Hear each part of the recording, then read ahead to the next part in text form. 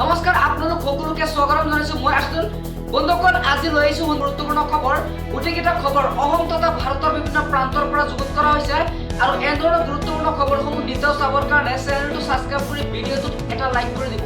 আনহাতে যদি ভিডিঅ'টো পেজত চাই আছে তেনেহলে পেজটো ফলো কৰি আমাৰ লগতে থাকিব ধন্যবাদ।